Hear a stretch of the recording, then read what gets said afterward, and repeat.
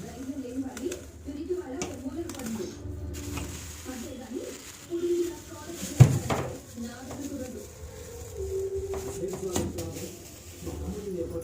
కాదు, నువ్వంటే భయం అంటే నీ తమ్ముడు నా గొంతు పట్టుకునే ధైర్యం చేసి ఉండేవాడు కాదు. అది నీ తోటి నిన్నెవరు మోక్షం కోపొచ్చేలా మాట్లాడుతున్నారు? నేనే మాట్లాడాను. ఆ పంచమిని పామునన్నాను. అది అబద్ధమే కాదు కదా.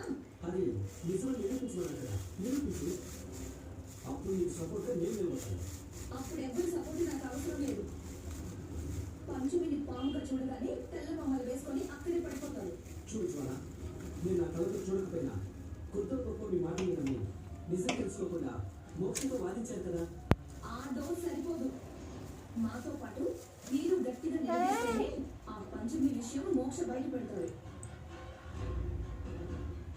ఏంటి ఆలోచిస్తున్నారు? ఆ పంచమి పాము కాదని మీకు ఇంకా డౌటా? అసలు నమ్మితేనే కదా డౌట్ రావడానికి. మీరేదో అంత స్ట్రాంగ్గా మాట్లాడుతుంటే మీ ఇంట్లో ఏదో జరుగుతుందని మాత్రం నమ్ముతున్నారు. సినిమాలో చూపిస్తే ఏదైనా